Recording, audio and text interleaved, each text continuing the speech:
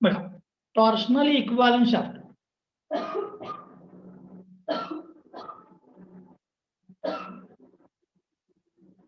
याच्यामध्ये मी दोन rotor consider केले.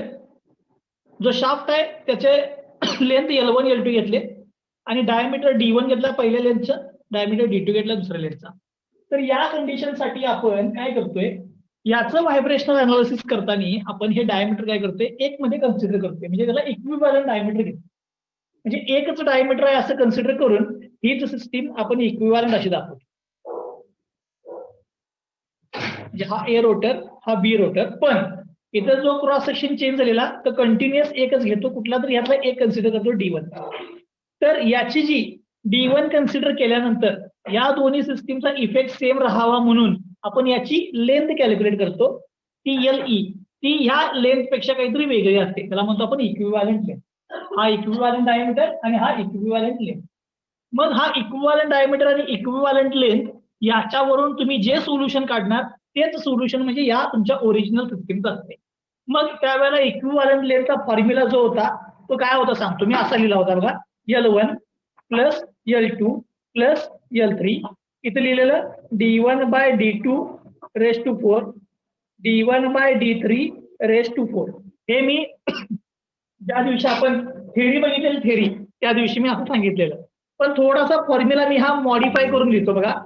L1 plus L2 plus L3, L1 plus L2 plus L3. जेवढे असतील तेवढे, आता इथे दोनच आहेत तर दोनच टर्म येणार, तीन असतील तर तीन येणार, चार असतील तर चार टर्म येतील. आता इथं काय लिहायचं, D equivalent by D1 raise to 4, D equivalent by D2 raise to 4, D equivalent by D3 raise to 4. हा फॉर्म्युला आणि हा फॉर्म्युला सेमच आहे बघा. मी या पहिल्या केसमध्ये काय कन्सिडर केलेलं की D equivalent is equal to D1, म्हणजे याचा इक्विव्हॅलंट डायमीटर मी D1 घेतला. म्हणजे इथे काय आलं बघा, D1 bye D1 raise to 4. D1 bye D1 म्हणजे हे कॅन्सल झालं म्हणजे 1 आला. D1 by D2 raise to 4, D1 by D3 raise to 4. पण इक्विव्हॅलंट डायमीटर तुम्ही कुठलाही घ्या, त्या केसमध्ये तुम्हाला इथे इक्विव्हॅलंट लेंथ डिटरमाइन करता येईल. त्यामुळे हा फॉर्म्युला तुम्ही लक्षात ठेवायचा आणि याच्यावरून प्रॉब्लेम सॉल्व्ह करायचा. ठीक आहे. मग मी आता तुम्हाला काय करतो, एक PDF शेअर करतो आणि त्या PDF वरचे आपण काही प्रॉब्लेम सॉल्व्ह करूया. मी पहिली PDF शेअर करतो.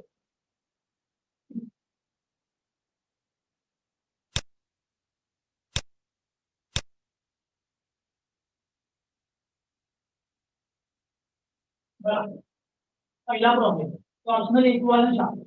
केवळ एकदम सोपे सोपे प्रॉब्लेम बघा तुम्हाला पेपरला येतील. मी क्वेश्चन लिहितो इथं. काय दिलंय बघा, L1 L2 L3 दिलाय. L1 L2 L3 म्हणजे याच्यामध्ये टोटल किती क्रॉस सेक्शन असणार, 1 2 आणि 3. मी इथे 2 दाखवलेत पण त्यानं 3 घेतलेत, L1 L2 L3. तसंच त्यांचे डायमीटर दिले असतील D1 D2 D3. हे 3 डायमीटर दिले असतील बघा. L1 0.6 आहे, L2 0.5, L3 0.4. पहिल्याचं डायमीटर आहे 0.095 मीटर मध्ये दिला आहे डायरेक्ट 0.095. दुसऱ्याचा आहे 0.06, तिसऱ्याचा आहे 0.05. आता या सिस्टीम मध्ये काय सांगितलं त्यानं, from the following data calculate the equivalent length of the shaft in metre. ठीक आहे, M म्हणजे मीटर. मीटर मध्ये मला ती किंमत डिटरमाइन करायला सांगितली. ठीक आहे, मी शेअरिंग स्टॉप करतोय, पुन्हा माझ्या स्क्रीनकडे येतो बघा. तर तुम्हाला माझी स्क्रीन विजिबल असेल.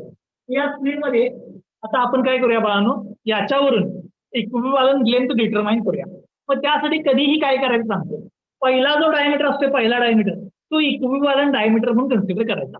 इक्विव्हॅलंट डायमीटर म्हणजे तुम्ही जो इक्विव्हॅलंट शाफ्ट घेणार आहे त्याचा डायमीटर हा नेहमी D1 कन्सिडर करायचा. मग फॉर्म्युलावर equivalent length is equal formula बघा, L1 D1 bye D1 raise to 4 म्हणजे तो L1 आला, plus L2 D1 by D2 raise to 4. बघा मी इक्विव्हॅलंट डायमीटर D1 घेतला, plus L3 D1 by D3 raise to 4. बरोबर, हाच फॉर्म्युला दिलाय. D1 बाय D1 कॅन्सल झाला, D1 by D2 D1 by D3. आता किमती पुट करतो. L1 0.6 plus L2 0.5, D1 0.095 divide by D2 0.06. Raise to 4 plus L3 0.4 D1 0.095 divide by D3 0.05 raise to 4 solve केली की तुम्हाला इक्विव्हॅलंट लेंथ मिळेल. ठीक आहे, याचं कॅल्क्युलेशन करा आणि मला आन्सर सांगा. प्रथमेश किती येते आन्सर बघायचं? 8.95 8.95 मीटर. म्हणजेच ही इक्विव्हॅलंट लेंथ जी काय आहे ती म्हणजे काय 8.95 मीटर. 8.95. ठीक आहे, मी पुन्हा स्क्रीनवरती जातो. स्क्रीनवरती जाऊन बघा आपण आन्सर बघूया. बघा याच्यामध्ये आन्सर बघा 8.95 मीटर ए. म्हणजे पहिलंच आन्सर हे येतं काय 8.95. फॉर्म्युला तोच लिहिला त्यानं.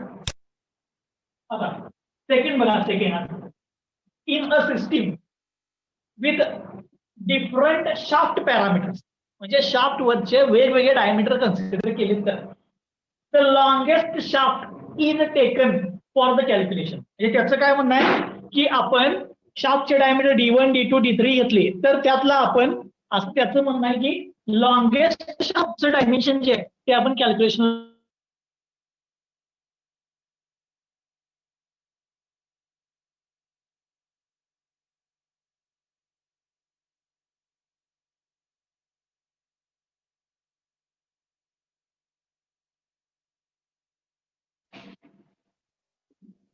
बघा. आपण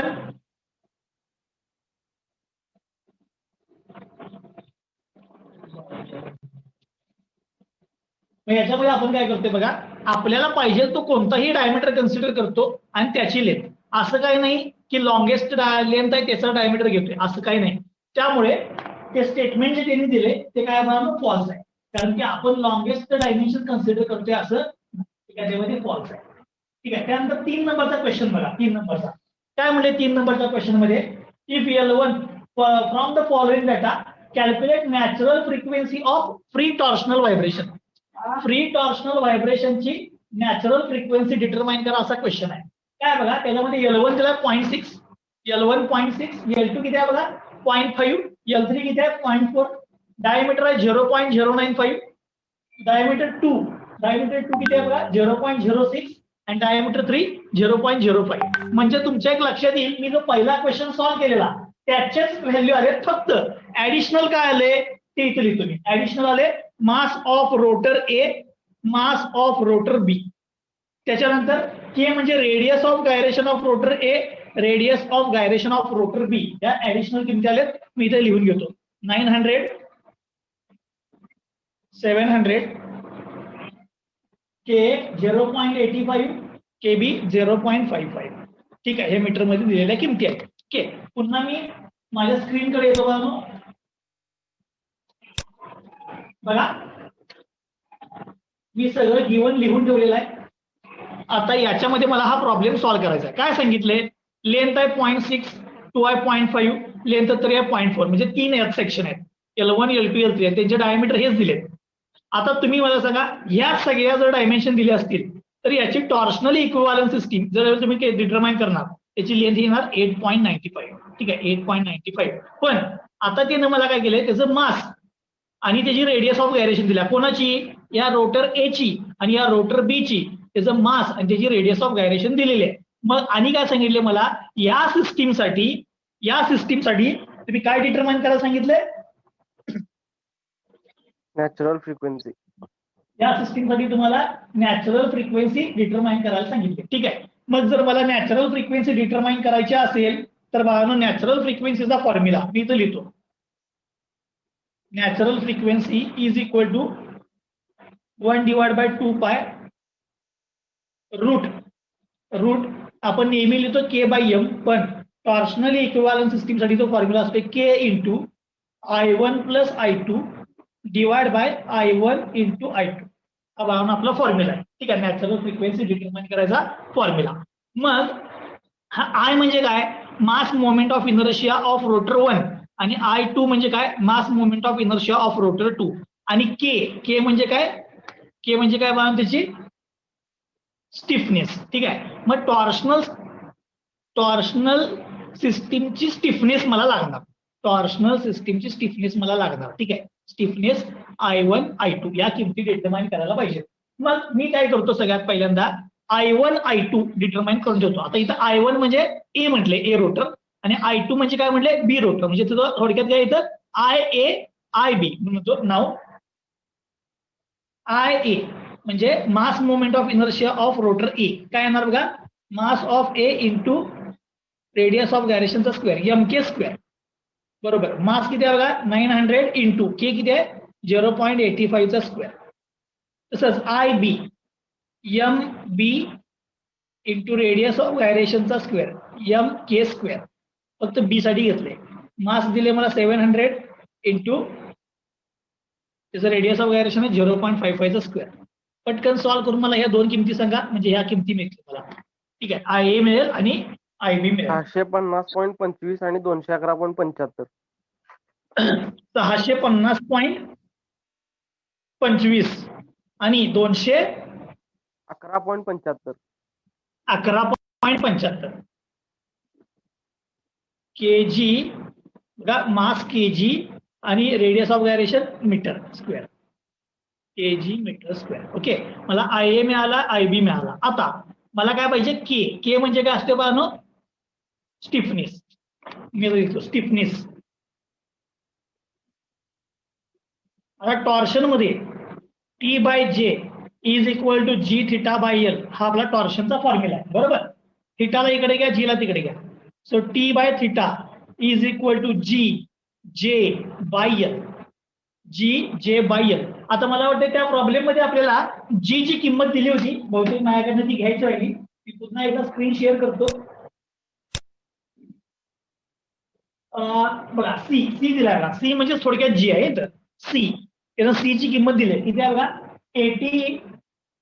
80 गिगा न्यूटन पर मीटर स्क्वेअर. 80 गिगा न्यूटन पर मीटर स्क्वेअर याची किंमत दिलेली आहे.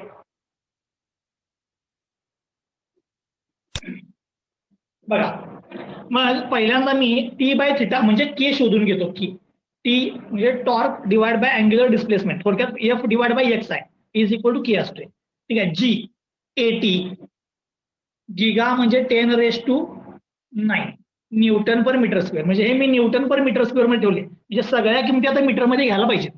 इंटू जे म्हणजे polar movement of inertia π/32 d⁴ diameter. आता इक्विव्हॅलंट डायमीटर घ्यायचा, इक्विव्हॅलंट डायमीटर D1 किती आहे बघा, 0.095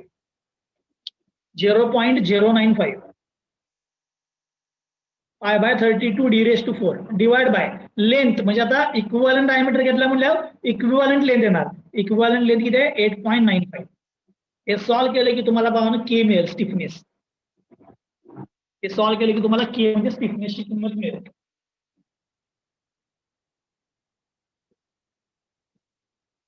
हे सॉल्व्ह करा आणि मला स्टिफनेसची किंमत किती आहे ते सांगा.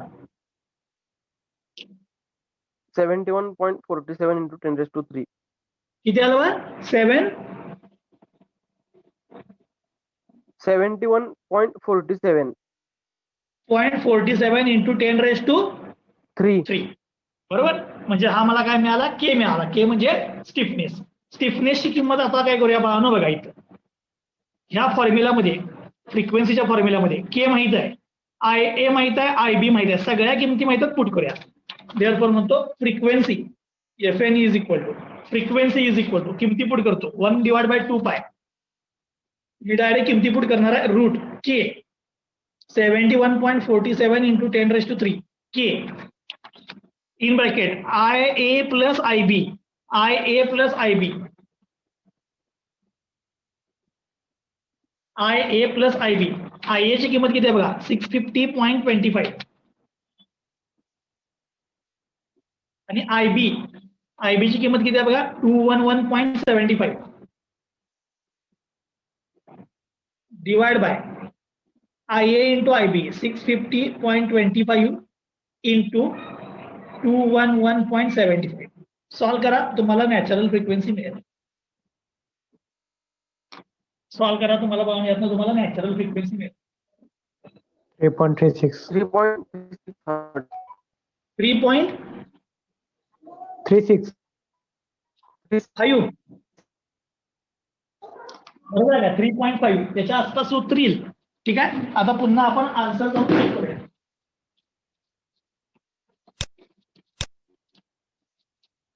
बघा त्याच्यामध्ये आन्सर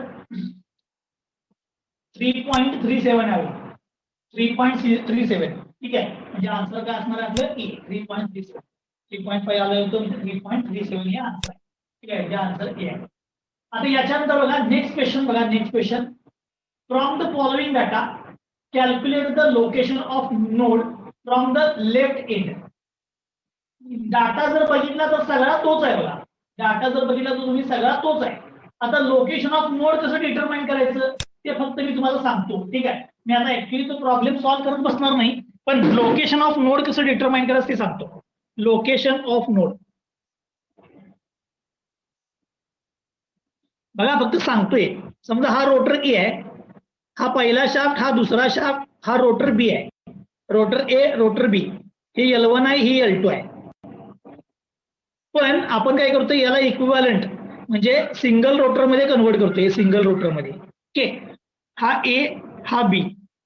पण मग आपण ज्या वेळेला काय करतोय की ही इक्विव्हॅलंट लेंथ असते, हा D1 असतोय. पण ज्या वेळेला तुम्ही नोड फॉर्म करताय त्यावेळेला ही इक्विव्हॅलंट सिस्टीम न कन्सिडर करता आहे त्या ओरिजिनल सिस्टीम प्रमाणे जायचं. आहे त्या ओरिजिनल सिस्टीम प्रमाणे जायचं. काय होतंय व्हायब्रेशन मध्ये याच्या नोड फॉर्म होतो. नोड म्हणजे काय की ज्या ठिकाणी डिस्प्लेसमेंटची किंमत किती आहे ते 0. म्हणजे इकडे बघत गेला तर अँग्युलर डिस्प्लेसमेंट वाढत वाढत वाढत जाणार, इथं मॅक्सिमम येणार, इथं 0 आहे. त्या ठिकाणी वाढत वाढत वाढत जाणार आणि इथं मॅक्सिमम आहे. मग हे डिस्टन्स जे आहे याला म्हणतात LA आणि याला म्हणतात LB. म्हणजे distance of node point from rotor A आणि distance of node point from rotor B, LA आणि LB. मग हे डिस्टन्स डिटरमाइन करण्यासाठी एक रिलेशन आहे. ठीक आहे, ते रिलेशन वापरून आपल्याला काय करायचं आहे यूज करायचं आहे. कुठलाही नोड पॉइंट जर तुम्हाला डिटरमाइन करायचा असेल तर तुम्हाला हे रिलेशन नेहमी वापरायला लागणार. आता हे जे रिलेशन आहे या रिलेशन प्रमाणे फक्त मी एक सांगतो, आता मी जी PDF म्हणजे तुम्हाला मी जी दाखवलोय त्याच्यामधलं आन्सर हे थोडंसं वेगळं असल्यामुळे इथं मी ते व्हेरीफाय करत बसणार नाहीये. म्हणून मी फक्त तुम्हाला आन्सर कसं डिटरमाइन करायचं एवढं सांगणार आहे. कारण की तिथलं आन्सर हे वाहन चुकीचं आलेलं आहे. तिथलं आन्सर जे काय आलंय हे चुकीचं आलंय. म्हणून मी फक्त तुम्हाला नोड कसा डिटरमाइन करायचा इथपर्यंत सांगणार आहे. आता नोड डिटरमाइन करण्यासाठी फॉर्म्युला असते IA into LA is equal to IB into LB. IA म्हणजे moment of inertia of rotor A. IB म्हणजे moment of rotor inertia of rotor B म्हणजे MK square of rotor A MK square of rotor B. LA आणि LB म्हणजे node point पासूनचे distance असतात. हे equation 1 यातलं तुम्हाला IA IB माहित आहे म्हणजे LA LB चं इक्वेशन मिळणार. तसंच तुम्ही मला सांगा LA प्लस LB केलं तर काय येईल? LA प्लस LB म्हणजे लेंथ नोडची ए पासूनची आणि बी पासूनची ही टोटल जर ऍडिशन केली तर तुम्हाला काय मिळणार याची टोटल लेंथ L. ठीक आहे, सो टोटल लेंथ L. ही इक्विव्हॅलंट लेंथ नाही, ही टोटल लेंथ आहे. म्हणजे हा इक्वेशन 1 आणि हे इक्वेशन 2 जर तुम्ही सॉल्व्ह केलं तर तुम्हाला यातनं LA आणि LB च्या किमती मिळतात. या दोन किमती मिळतात. ठीक आहे, आणि ह्या दोन किमती म्हणजे तुमची काय असतात बाळांनो आन्सर असतात. आता थोडस एक गोष्ट आठवली म्हणून सांगतो. अजून एखादा क्वेश्चन याच्याशी रिलेटेड विचारला जाऊ शकतोय तो म्हणजे सेमी डेफिनाइट सिस्टीम. बघा समजा हे मास ए आहे आणि समजा हे मास बी आहे आणि याच्यामध्ये मी स्प्रिंग लावली तर या सिस्टीमला आपण म्हणतो सेमी डेफिनाइट सिस्टीम. का सेमी डेफिनाइट सिस्टीम म्हणतोय कारण की याच्यामधला एक ओमेगा 0 असते आणि दुसऱ्या ओमेगाची काहीतरी किंमत असते. ठीक आहे, आणि एक ओमेगा 0 असते.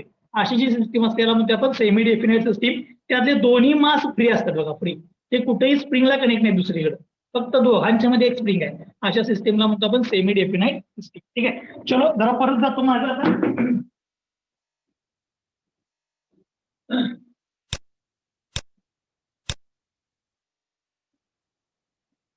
बघा आता याचं जे आन्सर आहे ते फक्त जरा मॅच होत नाही, पण तुम्ही डिटरमाइन करा आन्सर ते LAचं. फक्त इतर जे आन्सर आहे त्यांना हे वेगळं आहे.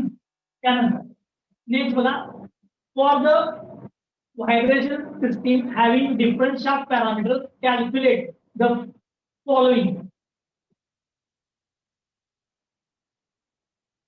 For a vibration system having different shaft parameters, calculate which of the following cannot be diameter of equivalent shaft if diameter of shaft are. काय केलंय सांगतो. त्याला 3 डायमीटर दिले शाफ्टला.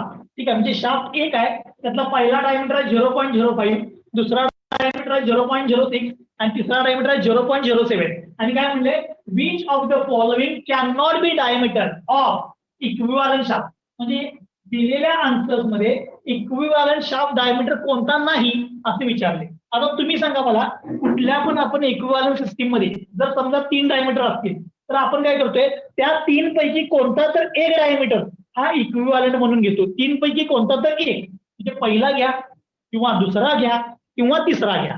हे 3 सोडून अजून दुसरा कुठला डायमीटर आला तर तुम्ही तो शाफ्टचा इक्विव्हॅलंट डायमीटर म्हणून कन्सिडर करत नाही. ठीक आहे, त्यामुळे या आन्सर्स मध्ये हे 3 डायमीटर सोडून आणि कोणता डायमीटर आला का एकदा चेक करा. बघा 0.6 0.05 आहे, 0.06 आहे, 0.07 आहे. म्हणजे हे 3 डायमीटर आपण कन्सिडर करू शकतोय कारण की ते शाफ्ट मध्ये आहेत. पण याच्या व्यतिरिक्त दुसरा कुठला डायमीटर असेल तर तो आपण इक्विव्हॅलंट डायमीटर म्हणून घेत नाही. ठीक आहे, त्यामुळे याचा आन्सर आहे 0.08. म्हणजे 0.08 हा या 3 डायमीटर मध्ये नाही आहे, म्हणजे तो त्याचा इक्विव्हॅलंट डायमीटर होऊ शकत नाही. त्यामुळे याचा आन्सर काय डी. राईट. ओके, आता नेक्स्ट क्वेश्चन बघा काय. A single cylinder oil engine work with 3 rotor. पुन्हा 3 रोटर आले, प्रत्येकाचे डिस्टन्स दिले. Calculate the torsional vibration for a single node system in hertz if the mass movement of inertia. ठीक आहे, याच्याबद्दल मी तुम्हाला थोडंसं सांगणार आहे, परत थोडं पुढे गेल्यानंतर मी याच्याबद्दल बोलतो. ठीक आहे, आता 3 रोटर आल्यात, मी 5 मिनिटांनी त्याच्याबद्दल बोलतो. त्याच्यानंतर पुढचा पण आहे तो 3 रोटरचा झालाय. आता 8 नंबरचा फक्त क्वेश्चन बघा. Frequency is independent of number of nodes. काय म्हणले, frequency is independent of number of nodes. आणि त्यांना विचारले हे ट्रू आहे का फॉल्स. आता कोणत्या पण टॉर्शनल सिस्टीम मध्ये जर असं मुद्दा म्हणून मी शेअरिंग स्टॉप करतो, माझ्या स्क्रीनवरती या. कोणत्या पण टॉर्शनल सिस्टीम मध्ये मग तो सिंगल रोटर असेल, 2 रोटर असेल किंवा 3 रोटर असेल. मी इथं 3 रोटर सिस्टीम दाखवले. बघा, बेसिक गोष्ट याच्यामध्ये नोड फॉर्म व्हायचे असेल म्हणजे व्हायब्रेट व्हायला पाहिजे असेल तर ह्यातले कोणतेही 2 रोटर एकमेकाला अपोजिट रोटेट व्हायला पाहिजे. कोणतेही 2 रोटर एकमेकाला अपोजिट रोटेट व्हायला पाहिजेत विथ सेम फ्रिक्वेन्सी. तर आणि तरच ती सिस्टीम व्हायब्रेट होते. एकदम महत्वाचं आहे. काय म्हटलं बघा, 3 रोटर सिस्टीम मध्ये कोणतेही 2 रोटर एकमेकाला अपोजिट सेम फ्रिक्वेन्सीनं रोटेट व्हायला पाहिजे तर ती सिस्टीम व्हायब्रेट होते. आता जर समजा हा क्लॉकवाईज फिरवलाय असं म्हणा, क्लॉकवाईज म्हणजे हे रोटेशन आहे क्लॉकवाईज. समजा हा अँटी क्लॉकवाईज फिरवलाय असा अँटी क्लॉकवाईज आणि हा क्लॉकवाईज फिरवलाय, तर हे 2 एकमेकाला अपोजिट आहेत, हे 2 एकमेकाला अपोजिट आहेत. तर या सिस्टीम मध्ये तुम्ही बघायला गेलात तर काय होतंय, याचे नोड असे फॉर्म होतात बघा. या ठिकाणी एक नोड फॉर्म होतो, या ठिकाणी एक नोड फॉर्म होतो. म्हणजे सगळे रोटर एकमेकाला अपोजिट करत असतील म्हणजे पहिला दुसऱ्याला, दुसरा तिसऱ्याला, तर 2 नोड फॉर्म होतात, 2 नोड. आता अजून एक केस सांगतो. इथं बघा 3 रोटर्स दाखवतो, 1 2 3. ही 3 रोटर सिस्टीम आहे. त्यातला पहिला रोटर क्लॉकवाईज फिरवलाय, दुसरा रोटर क्लॉकवाईज फिरवलाय आणि तिसरा रोटर अँटी क्लॉकवाईज फिरवलाय. अशी जर केस जनरेट झाली तर हे जे 2 रोटर फिरवल्यात ह्यांच्यामध्ये इथं व्हायब्रेशन जनरेट होत नाही. इथं पहिल्या सिस्टीम मध्ये फक्त दुसऱ्या सिस्टीम मध्येच व्हायब्रेशन जनरेट होतात, दुसऱ्या सिस्टीम मध्ये, आणि नोड एकच फॉर्म होतो. आता तुम्ही मला सांगा, या सिस्टीम मध्ये 2 नोड आहेत तर या दोन्ही बाजू व्हायब्रेट व्हायला. या सिस्टीम मध्ये एकच नोड आहे तर एकच बाजू व्हायब्रेट व्हायला लागल्या. याचा अर्थ 3 रोटर मध्ये 2 नोड फॉर्म झाले, याचा अर्थ सगळं व्हायब्रेट व्हायले. 3 रोटर मध्ये एकच नोड फॉर्म झाला तर एकच साईड काय व्हायला लागल्या, व्हायब्रेट व्हायला लागल्या. आता त्या क्वेश्चन कडे या. ठीक आहे, मी पुन्हा क्वेश्चन शेअर करतो बघा.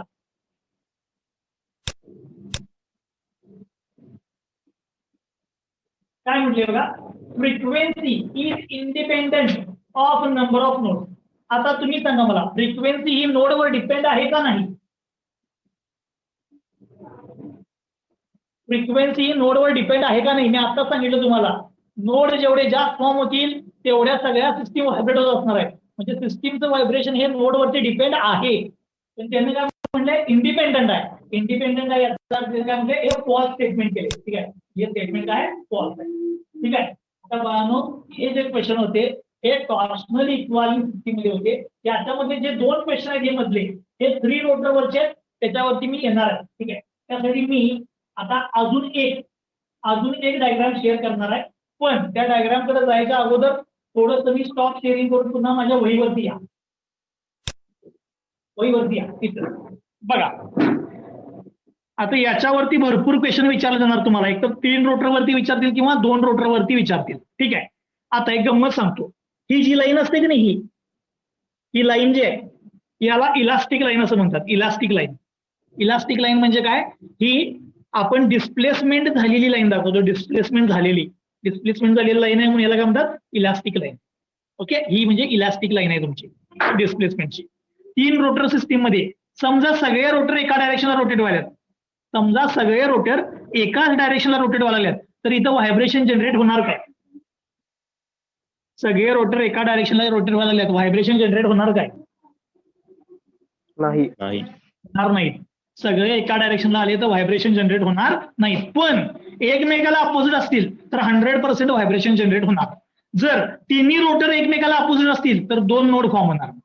जर त्यातले 2 रोटर एकमेकाला अपोजिट असतील आणि 2 एकाच डायरेक्शनला असतील, 2 म्हणजे लागून असलेले 2, ठीक आहे, तर एकाच सिस्टीम मध्ये व्हायब्रेशन जनरेट होणार. ठीक आहे, मग आता याच्यावरचे बाळांनो मल्टिपल चॉईस क्वेश्चन बघायचे आहेत. आतापर्यंत मी प्रॉब्लेम सॉल्व्ह करून दाखवलेले.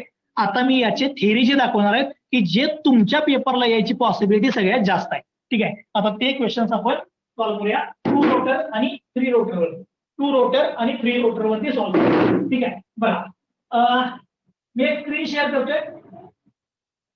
ही पीडीएफ जी आता दाखवायला तुम्हाला मी शेअर केलेली ही पीडीएफ मी तुम्हाला ऑलरेडी पहिली पीडीएफ म्हणून दाखवली होती, फर्स्ट पीडीएफ. ठीक आहे, ही फर्स्ट पीडीएफ आहे. जर समजा चुकून व्हिडिओ बंद झाला तर बाळांनो परत याच आयडीला जॉईन करा. व्हिडिओ बंद झाला तर याच आयडीला जॉईन करा. आता 84 नंबरचा क्वेश्चन बघा. Free torsional vibration of single rotor system. ठीक आहे, सिंगल रोटर बघा काय आहे. Which of the following relation is correct regarding free torsional vibration of a single motor system. म्हणजे एक सिंगल मोटर सिस्टीम आहे, म्हणजे त्याचा एक एंड फिक्स आहे, दुसऱ्या एंडला रोटर आहे. एक एंड फिक्स आहे, दुसऱ्या एंडला रोटर आहे. तर which of the following relation is correct, त्या सिस्टीमसाठी कोणतं रिलेशन करेक्ट आहे असे विचारले. ठीक आहे, पहिला बघा independent of modulus of rigidity. Second काय म्हणले, independent of polar moment of inertia. आणि तिसरं काय म्हणले, depend on mass moment of inertia. आणि चौथं काय म्हणले, इंडिपेंडंट ऑफ लेंथ. आता मी सिंगल रोटर सिस्टीमचा बाण तुम्हाला फॉर्म्युला दाखवतो. नॅचरल फ्रिक्वेन्सीचा फॉर्म्युला हे बघा इथे लिहिलेला आहे. नॅचरल फ्रिक्वेन्सीचा फॉर्म्युला बघा इथे लिहिलेला आहे. सिंगल रोटरचा पाहिजे, सिंगल रोटरचा लिहितो इथं. Natural frequency is equal to 1/2π root k/m. हा आपला इन जनरल फॉर्म्युला. टॉर्शनला कन्वर्ट करतो 1/2π रूट टॉर्शनला k किंवा q लिहिला असेल मी आपल्या वहीमध्ये. आणि मासच्या ऐवजी काय येणार, मास मोमेंट ऑफ इनर्शिया. सांगा आता फ्रिक्वेन्सी ही मास मोमेंट ऑफ इनर्शियावरती डिपेंड आहे का नाही?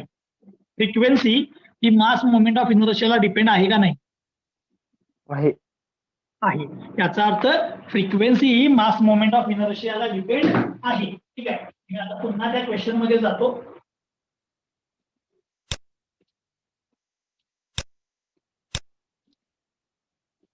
बघा, which of the following relation is correct regarding free torsional vibration. आणि सी काय म्हणले, it is depend on mass moment of inertia. Depend of mass moment of inertia म्हणजे आन्सर त्याचं काय, सी. ती मास मोमेंट ऑफ इनर्शियावरती डिपेंड आहे. Next बघा, free torsional vibration of single rotor system increases with increase in polar moment of inertia. आता free torsional vibration हे polar moment of inertia वाढला की वाढतात काय असे विचारले. ठीक आहे, मग त्याच्यासाठी पुन्हा माझ्या स्क्रीनवरती याच फॉर्म्युलामध्ये आपण बघूया. याच फॉर्म्युलामध्ये मी के चा फॉर्म्युला दाखवतो. टॉर्शनचा के चा फॉर्म्युला बघा इथं आहे. केचा फॉर्म्युला काय, GJ/L. GJ/L. मग इथे मी किंमत पुट करतो, याला पुढे लिहितो. 1/2 रूट के ची किंमत काय, GJ/L / I. आता तुम्ही सांगा, फ्रिक्वेन्सी ही डायरेक्टली प्रोपोर्शनल टू काय, जे. रूट ऑफ जे आहे पण डायरेक्टली प्रोपोर्शनल टू जे आहे. याचा अर्थ जे वाढला की फ्रिक्वेन्सी काय होणार, वाढणार. म्हणजे फ्रिक्वेन्सी आणि जे म्हणजे पोलार मोमेंट ऑफ इनर्शिया एकमेकाला डायरेक्टली प्रोपोर्शनल आहेत. फ्रिक्वेन्सी आणि पोलार मोमेंट ऑफ इनर्शिया एकमेकाला डायरेक्टली प्रोपोर्शनल आहेत. याचा अर्थ पोलार मोमेंट ऑफ इनर्शिया वाढला तर फ्रिक्वेन्सी वाढणार. पोलार मोमेंट ऑफ इनर्शिया वाढला की फ्रिक्वेन्सी वाढणार. आता सांगा answer. Free torsional vibration of single rotor increases with increase in polar moment of inertia. आता यांना जे आन्सर दिलंय ते फॉल्स दिले, ऍक्च्युली त्याचं चुकलंय काय, कारण ते डिपेंड ऑन, तर त्यानं एक्सप्लेनेशन काय दिले, it is directly proportional to root of polar moment of inertia. पण ज्या वेळेला तुम्ही जे ची किंमत वाढवणार, अल्टिमेटली एफ पण काय व्हायला पाहिजे, वाढायलाच पाहिजे. त्याचा आन्सर तिथं एक्सप्लेनेशन द्यायला चुकले, ऍक्च्युली ते आन्सर ट्रू आहे, ट्रू. नेक्स्ट बघा, मला वाटतं हा प्रॉब्लेम अशा टाइपचे आपण सोडवलेले. If the polar moment of inertia increase by 4 times what will be the effect. हा एक फक्त सांगतो, मग डायरेक्ट 2 रोटर सिस्टीम वरती जातो. If the polar moment of inertia is increase then what will be the effect on torsional vibration.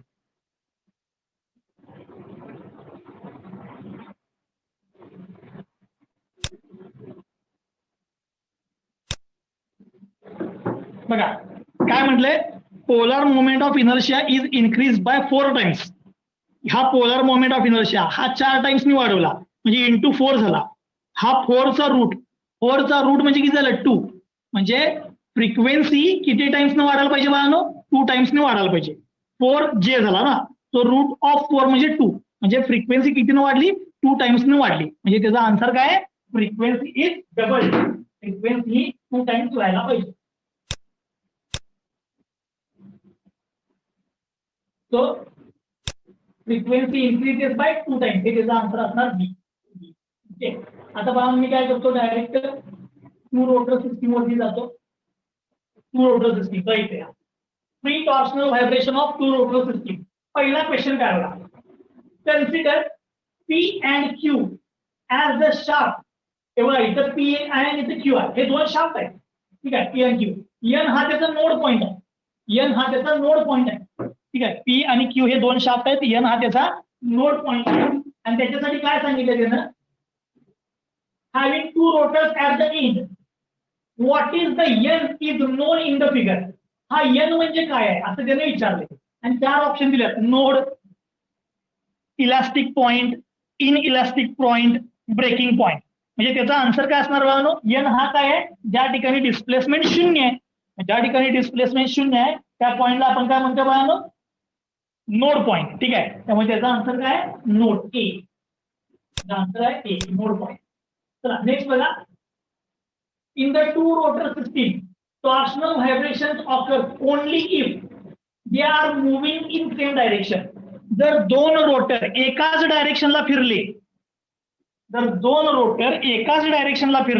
तर torsional vibration होणार का नाही.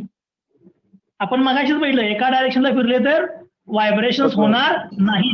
याचा अर्थ हे जे स्टेटमेंट आहे ते काय, फॉल्स आहे. जर एका डायरेक्शनला फिरले तर टॉर्शनल व्हायब्रेशन होणार नाही. त्यामुळे त्याचा आन्सर काय बघा, बी. त्याचा आन्सर काय, बी. ठीक आहे, त्याच्यानंतर नेक्स्ट क्वेश्चन बघा. नेक्स्ट क्वेश्चन काय म्हणले, in the given figure representing a 2 rotor system, what is the line L N M. तुम्हाला आता मागायची सांगितलं, L N M या लाईनला काय म्हणतात बघा, त्या लाईनला काय म्हणतात, इलास्टिक लाईन. मागायची सांगितलं तुम्हाला, त्या लाईनला काय म्हणतात, इलास्टिक लाईन. ठीक आहे, L N M line is elastic line. त्यानंतर नेक्स्ट बघा, for occurrence of free torsional vibration which of the condition is necessary. यातली कुठली कंडिशन नेसेसरी आहे. पहिली बघा, rotor moving in same direction. एका डायरेक्शनला फिरले तर व्हायब्रेशन होणार नाही, त्यामध्ये फॉल्स आहे. रोटर हॅव्हिंग सेम फ्रिक्वेन्सी, दोन्ही रोटरची फ्रिक्वेन्सी सेम असायला पाहिजे. पुढे काय म्हणले, रोटर्स हॅव्हिंग डिफरंट फ्रिक्वेन्सी, आणि पुढे काय म्हणले, rotors rotate in same direction, same डायरेक्शनला चालणार नाही, सेम सेन्सला चालणार नाही, फक्त ते एकमेकाला काय असायला पाहिजे, सेम फ्रिक्वेन्सी आणि अपोजिट डायरेक्शनला असायला पाहिजे. ऍक्च्युली त्याच्यामध्ये थोडंसं मिसिंग आहे. काय बी आन्सर का, rotors having same frequency in opposite direction असं पाहिजे, जे रोटेशन अपोजिट पाहिजे, फ्रिक्वेन्सी सेम पाहिजे, तर काय होणार बाळांनो, व्हायब्रेशन जनरेट होणार. ऍक्च्युली ते इनकम्प्लीट स्टेटमेंट आहे. Rotors having same frequency with opposite direction असं जर असेल तर ते आन्सर बरोबर आहे. ठीक आहे, त्यामुळे आन्सर आहे बी, पण हे थोडंसं इनकम्प्लीट. त्यानंतर 95 बघा, 95 नंबरचा question. In the given figure considering PN as one shaft, म्हणजे काय म्हटलंय बघा, पीएन हा एक शाफ्ट कन्सिडर करा असं सांगितलंय. If the moment of inertia is increase to 4 times, then what will be the effect?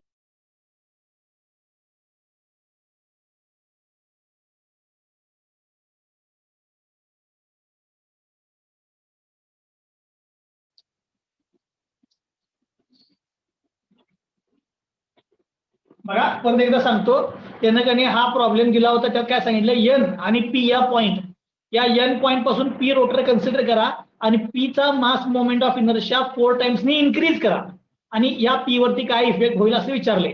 P हा नोड पॉइंट आहे, म्हणजे इथं डिस्प्लेसमेंट नाही, म्हणून तो तुम्ही फिक्स घ्या, फिक्स, मी हा फिक्स केला.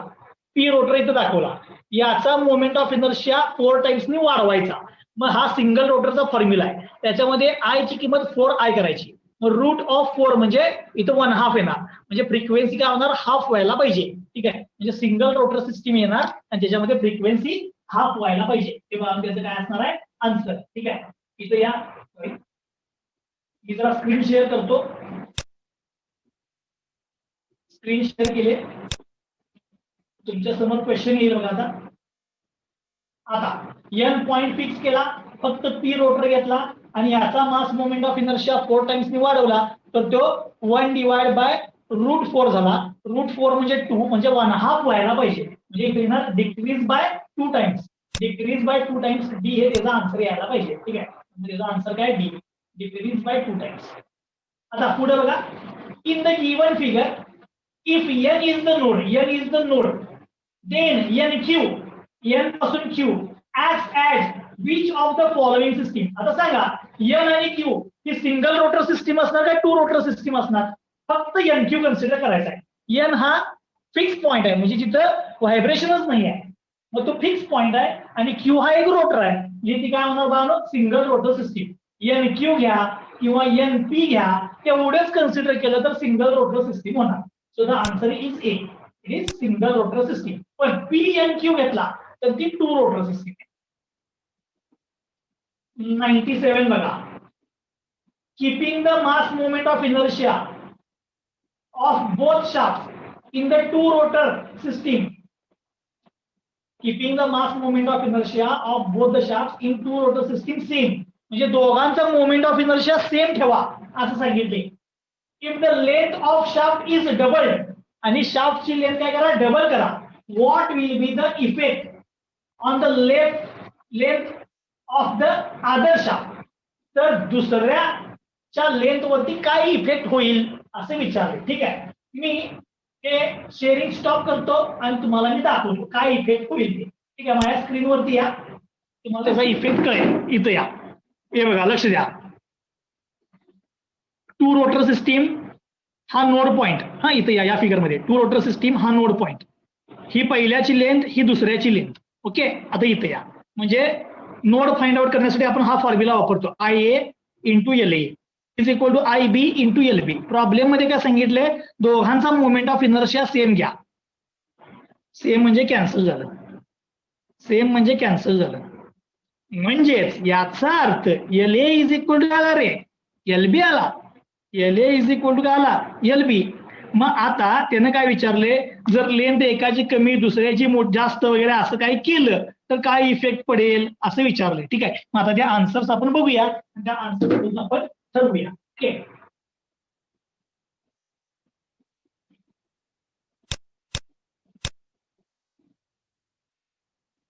बघा काय म्हणले, keeping the mass moment of inertia of both the shaft in the two rotor system is same. आपण त्यांचा mass moment of inertia same ठेवला. If the length of one is double, एकाची length वाढवली तर दुसऱ्याची लेंथ, आता सांगा एकाची लेंथ जर तुम्ही वाढवली तर दुसऱ्याची लेंथ काय व्हायला पाहिजे, दुसऱ्याची लेंथ काय व्हायला पाहिजे बघा, LA into IB is equal to LB into IB आहे. त्यामुळे हे रिलेशन डायरेक्टली प्रोपोर्शनल आहे. रिलेशन काय आहे, डायरेक्टली प्रोपोर्शनल. म्हणजे vibration in the two rotor system only frequency of the both rotors is same. त्यामुळे हे असते रिलेशन. या रिलेशन प्रमाणे तुम्हाला आन्सर, जर एकाची लेंथ डबल केली तर दुसऱ्याची लेंथ पण काय व्हायला पाहिजे, डबल. कारण की LA is equal to LB यायला पाहिजे. मग एकाची लेंथ डबल केली की दुसऱ्याची लेंथ पण काय व्हायला पाहिजे, डबलच व्हायला पाहिजे. तेव्हा आन्सर काय आहे, ए, लेंथ शुड बी डबल. ठीक आहे, म्हणजे इथं IA IB कॅन्सल होणार. याची 2 टाइम्स केली की याची पण 2 टाइम्सच व्हायला पाहिजे. पुढे, for a two rotor system mass moment of inertia of A is twice the B. काय, पहिल्याचा मास मोमेंट ऑफ इनर्शिया हा दुसऱ्याच्या मास मोमेंट ऑफ इनर्शियाच्या डबल आहे. Then the what is the relation. मग रिलेशन कुठलं बरोबर आहे असं त्यांनी विचारलंय. ठीक आहे, mass moment of inertia A चा हा B पेक्षा काय डबल आहे. ठीक आहे, माझ्या स्क्रीनवरती या, माझ्या स्क्रीनवरती मी तुम्हाला त्याचा आन्सर दाखवतो. इथं या, हे बघा हाच मी इथं सोडवतो. काय म्हणले, रिलेशन पहिलं लिहितो, IA into LA is equal to IB into LB. हे आपलं रिलेशन. काय सांगितलंय, ए चा मास मोमेंट ऑफ इनर्शिया हा B च्या मास मोमेंट ऑफ इनर्शियाच्या डबल आहे. तर लिहितो, mass moment of inertia of A is 2 times the mass moment of inertia of B असं दिलंय. ही किंमत इथे टाका. So 2 times IB into LA is equal to IB into LB. आता हा IB कॅन्सल होणार. याचा अर्थ 2 times LA is equal to काय येणार, LB. म्हणजे हे रिलेशन आहे बघा लेंथचं. म्हणजे 2 times LA is equal to काय यायला पाहिजे, LB यायला पाहिजे.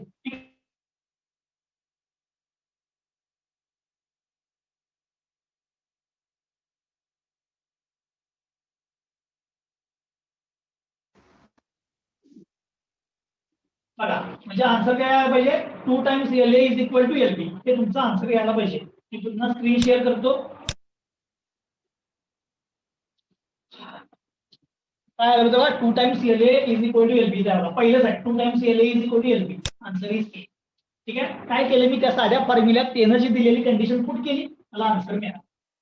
आता पुढचा आन्सर बघा 99 काय, for a two rotor system length of A is twice the B. Length of A is twice the B. पुन्हा माझ्या स्क्रीनकडे या, तुम्हाला मी आन्सर लगेच दाखवतो. Length of A is twice the B असं म्हटलंय. ठीक आहे, परत हाच फॉर्म्युला लिहितो, IA LA is equal to IB LB. त्यानं दिलं काय, length of A is twice the length of B. हे दिले हे इथं पुट करतो. सो IA LA ची किंमत टाकतो, 2 times LB is equal to IB LB. LB cancel होणार. So 2 times IA is equal to IB येणार. म्हणजे आन्सर काय असायला पाहिजे, 2 times IA is equal to IB. हे त्याचा आन्सर असायला पाहिजे. 2 times IA is equal to IB. पुन्हा मी स्क्रीन शेअर करतो, आपण आन्सर एकदा चेक करूया. बघा, 2 times IA is equal to IB. एक पहिलंच आन्सर आहे बघा, 2 times IA is equal to IB. हे आन्सर कुठे जातो. आता हे torsionally equivalent shaft, already problem आपण सोडवले सगळे टॉर्शनली इक्विव्हॅलेंट शाफ्टचे. ठीक आहे, ओके. आता बघा, हे जे मी सगळे आज घेतलेले जे काही प्रॉब्लेम्स वगैरे आहेत, याच्यामध्ये 3 रोटर सिस्टीमचे बघा प्रॉब्लेम मी कुठंच घेतलेले 3 रोटर सिस्टीमचे. ठीक आहे, उद्या आपण याच्यामध्ये अजून काही सेमी डेफिनाइट सिस्टीम वगैरे याच्यावरचे काही प्रॉब्लेम्स आणि 3 रोटर सिस्टीमचे प्रॉब्लेम्स हे आपण उद्या बघूया.